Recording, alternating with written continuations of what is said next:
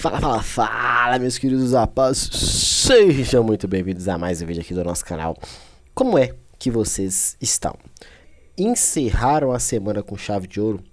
Fizeram história nesse mercado aí dessa forma mais objetiva e sim, extremamente lucrativa? Porque todos os dias é a mesma coisa. Todos os dias o mercado entrega o mesmo operacional. Para um movimento de alta acontecer, necessita de capturar liquidez de um fundo. Para a movimentação de baixa acontecer, necessita capturar liquidez de onde? De um topo. Sexta-feira foi a maior prova disso, tá? Vou mostrar aqui para vocês as duas movimentações, tá? Tanto do índice quanto do movimento do dólar, confirmaram essa leitura que eu passo dia após dia para vocês. É muito simples, galera, vocês só precisam ter a paciência. Uma pergunta que eu quero deixar para vocês, que eu vim imaginando aqui para trazer, era o seguinte: vocês entendem que o mercado, na maioria das vezes, para não dizer todas, o seu movimento ele está baseado em 90% do tempo você só observando, para 10% do tempo você só executando ou administrando a sua posição? Por que eu estou falando isso? Porque eu recebi uma pergunta esses dias, falando assim, poxa, mas lá na sala a gente fica mais travadão, a gente não faz muita coisa. Sim, galera, porque não é clicar igual um maluco, não é ficar caçando operação. Olha isso daqui, como é que você vai se posicionar num movimento agressivo como esse? Você se posicionou aqui, surfou. Você não pegou esse movimento de alta, não entrou no início lá da expansão e não continuou tentando comprar a todo custo ou vender a todo custo, a operação vai aparecer para você lá na parte da tarde, por volta das 3 horas. Então vamos imaginar que você está na frente da tela esse tempo todo. Olha o tanto que você tem que esperar para pegar um trade e, diga-se de passagem, um belíssimo trade altamente lucrativo. Como que você tem se comportado na frente da tela?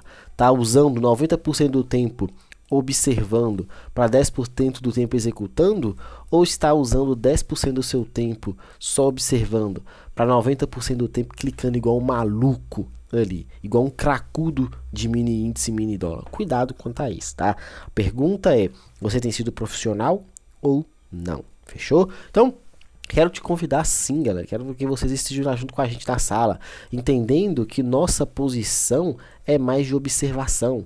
Quando tem trade a gente faz, quando não tem trade a gente não faz nada. Se tem oportunidade a gente executa, se não tem oportunidade a gente só observa. E eu não tenho problema nenhum quanto a isso. Uma semana extremamente lucrativa. Quem assistiu o vídeo lá da quinta-feira, eu postei pra vocês, expliquei, tá? Como que nossa semana estava extremamente bacana. Foi um game muito interessante na segunda. 2 stopzinhos de 75 pontos, um na terça e um na quarta, né? Então uma somatória negativa ali de menos 150 pontos. Para quinta-feira, um trade espetacular também. Altamente lucrativo. Não é sobre sair clicando, é sobre saber o que tem que ser feito. Aqui nós vamos na movimentação aqui do nosso menino dólar, até muito tranquilo. O dólar aqui na observação. Você tinha um movimento de alta, expliquei para vocês no pregão de quinta-feira, né, que você tinha essa lateralização. Numa lateralização, o que você vai priorizar na lateralização? Captura de liquidez nas duas pontas, tá? A venda para você batalhar o movimento de baixa e a compra para você batalhar o movimento de alta. Primeira informação. Segunda informação, então, primeira informação que você tem, captura de liquidez nas suas extremidades. Segunda informação, você vai priorizar o que para você ter mais clareza em qual trade que você pode fazer? A tendência. A tendência era de quê? De alto, o dólar estava subindo os últimos pregões. Se a tendência era de alto, o que eu expliquei para vocês? A lateralização aparece. O mercado vai fazer o quê? Capturar liquidez onde? Em um fundo. Se o mercado vai capturar liquidez em um fundo, qual que é a sua expectativa? Ficou lateral, né? Que é o movimento de quinta-feira.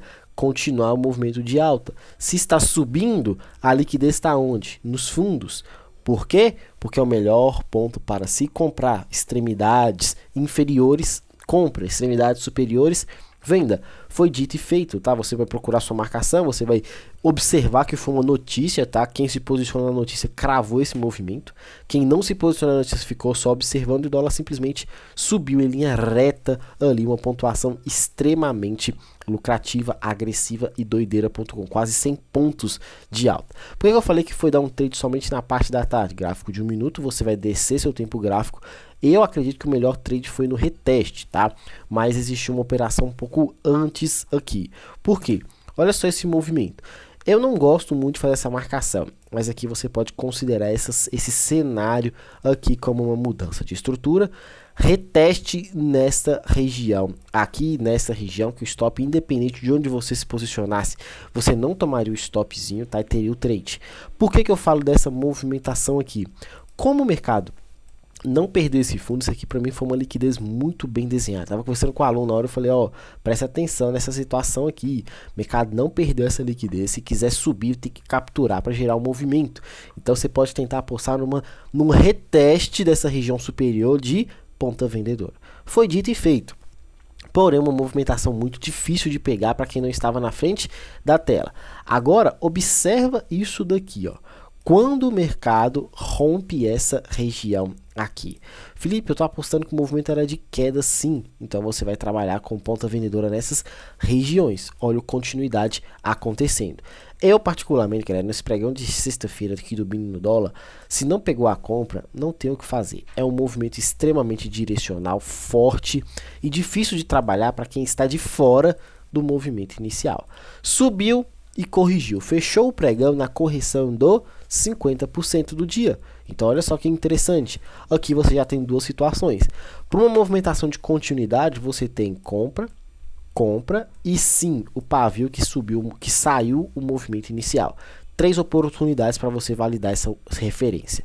Terceira situação aqui para você é, se não encaixar esse movimento comprador aqui em algum desses pontos, captura de liquidez do fundo para subir. Eu já não acredito muito nessa região aqui como captura de liquidez, tá? Pelo próprio movimento de ter acontecido na sexta-feira. E se você quiser batalhar a venda, entendendo que o mercado corrigiu 50%, não é para continuar subindo, é para cair, venda 1, venda 2 e a venda da máxima do dia. Por que eu não estou marcando aqui? Porque isso aqui pode ser uma nova situação de captura de liquidez e o mercado não mudar a estrutura, e sim capturar para entregar o movimento. Preste atenção nos detalhezinhos bem técnicos aí, tá ok? Lá no Menino Índice, movimentação muito da hora. Mesma coisa aconteceu. Expliquei para vocês que eu não acreditava nessa movimentação. Deixei para vocês que esse aqui era o meu range de trabalhar. Olha o mercado capturando essa liquidez de forma muito interessante. Foi no trade da notícia? Foi. Mas aconteceu uma belíssima operação aí, né? Foram mais de 1.000 e tantos pontos aqui, eu nem lembro agora.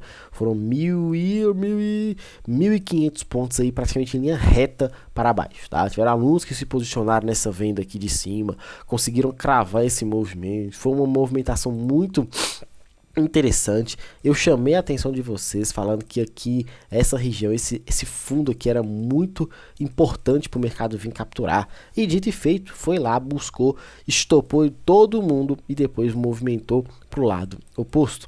Aí na parte da tarde, galera, existe umas situações aqui que você pode observar. O reteste dessa região desse order block, que foi a virada do preço, tá?